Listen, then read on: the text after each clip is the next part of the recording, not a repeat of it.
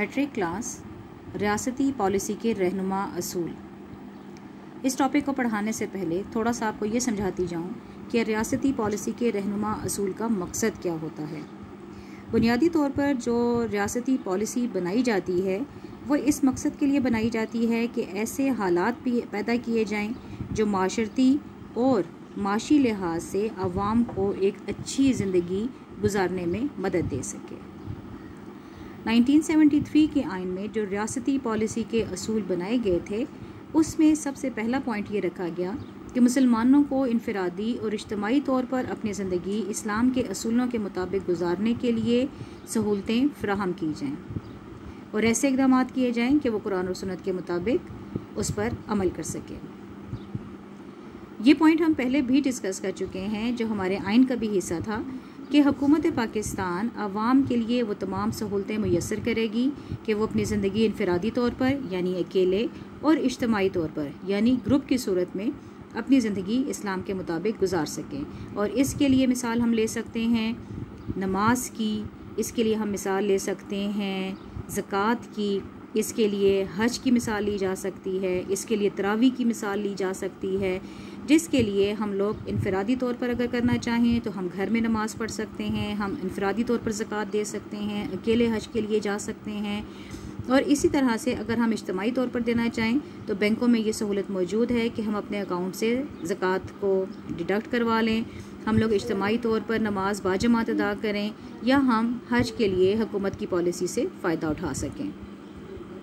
اسی طرح point number 2 جو ہے جس میں قرآن مجید کی تعلیم کو لازمی قرار دیا گیا ہے اور ساتھ ہی حکومت کو اس بات کا ذمہ دار قرار دیا گیا ہے کہ قرآن مجید کی پرنٹنگ، اس کی طباعت، اس میں غلطیاں نہ ہوں۔ آپ نے دیکھا ہوگا کہ عام طور پر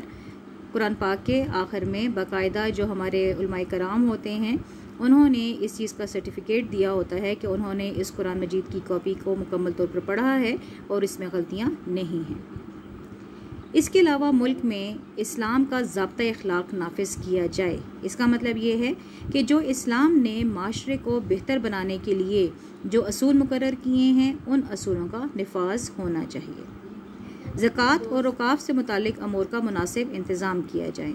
یعنی زکوٰۃ جو کہ آپ کو پتہ ہے ایک اسلامی ٹیکس ہے، سال میں ایک دفعہ ہر صاحب حیثیت شخص کو 2.5% کے حساب سے زکوٰۃ دینی پڑتی ہے، اور اوقاف ہمارا وہ ادارہ ہے جو تمام بڑی مساجد اور جو بڑے علماء کرام کے جو مزار ہوتے ہیں ان کی تنظیم، ان کی آرائش، وہاں پر جو عرس وغیرہ منعقد کیے جاتے ہیں اس کا خیال رکھتے ہیں۔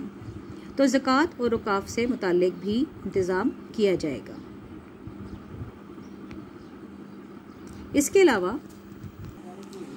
علاوہ ایسی تعلیمی پالیسی ترتیب دی جائے گی جس کے ذریعے قبائلی اور علاقائی اور صوبائی تعصب کو ختم کیا جا سکے اور معاشرے کی ترقی تعلیمی لحاظ سے بھی ممکن ہو سکے۔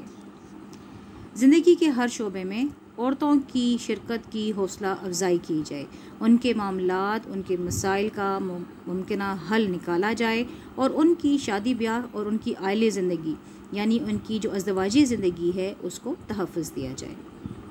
اقلیتوں کے حقوق کا مناسب انتظام کیا جائے، ان کے حقوق کا تحفظ کیا جائے۔ جو پاکستان میں رہتے ہوئے مسلمانوں کو حقوق دیے گئے ہیں وہ تمام حقوق اقلیتوں کو بھی دیے جائیں گے اور اس کو مناسب طور پر تحفظ دیا جائے گا۔ پوائنٹ نمبر 8 میں تمام شہریوں کو اعلیٰ تعلیم حاصل کرنے کے لیے یکساں مواقع فراہم کیے جائیں گے۔ اس میں نہ تو جنس کے حوالے سے بات کی گئی ہے، نہ کسی صوبے کے حوالے سے بات کی گئی ہے اور نہ ہی مسلمان یا کسی اقلیتی فرقے کو زیر موضوع لایا گیا ہے۔ تمام شہری جو پاکستان کے شہری ہیں اعلیٰ تعلیم حاصل کر سکتے ہیں۔ اگلا پوائنٹ ہمارا شہریوں کا معیار زندگی بلند کرنا تاکہ دولت جو ہے وہ چند ہاتھوں میں نہ سمٹنے پائے، یعنی کہ دولت کا ارتکاز جو ہے اس کو ختم کیا جائے اور زیادہ سے زیادہ شہریوں کو روزگار کے مواقع مہیا کیے جائیں تاکہ ان کا معیار زندگی بلند ہو سکے۔ اسی طرح سے شہریوں کے درمیان جو امتیاز ہے، جو فرق ہے، چاہے وہ مذہب کی بنیاد پر ہے، نسل کی بنیاد پر ہے یا جنس کی بنیاد پر ہے، اس کو ختم کیا جائے۔ یہ فرق اس طرح سے ختم کیا جا سکتا ہے کہ جو حقوق دیے جاتے ہیں شہریوں کو اس میں نہ تو مذہب کو بنیاد بنایا جائے، نہ نسل کو بنیاد بنایا جائے اور نہ ہی جنس کو بنیاد بنایا جائے، بلکہ تمام حقوق تمام شہریوں کو یکساں طور پر مہیا ہونے چاہئیں۔ اور حکومت بے سہارا لوگوں کی کفالت کرے گی، جس میں ہمارے پاس یتیم بچے آ جاتے ہیں، جس میں ہمارے پاس بے سہارا عورتیں آ جاتی ہیں، تو حکومت ان کا انتظام باقاعدہ کرے گی، معذور افراد کے لیے ادارے وغیرہ بنائے گی، یتیم خانے بنائے گی، تاکہ جو ہمارے معاشرے کے ایسے طبقے ہیں کہ جن کو لوگوں کی مدد کی ضرورت ہے، تو حکومت ان کے لیے باقاعدہ انتظام کرے گی۔ اسی طرح سے آخری پوائنٹ ہمارا یہ ہے کہ ہم نے پوری دنیا میں اسلامی اتحاد کو فروغ دینا ہے، اور اس کے لیے ہم نے تمام مسلم ممالک کے ساتھ بہتر تعلقات قائم کرنے ہیں، تاکہ اسلام کو زیادہ سے زیادہ مضبوط کیا جا سکے اور مسلمان بھائی چارے کا جو ایک معاشرہ قائم کرنا چاہتے ہیں وہ ممکن ہو سکے۔ تو یہ ہمارے وہ تمام اصول ہیں جو کہ ریاست نے بنائے تھے تاکہ عوام معاشی لحاظ سے اور معاشرتی لحاظ سے ایک بہتر زندگی گزار سکیں۔ شکریہ۔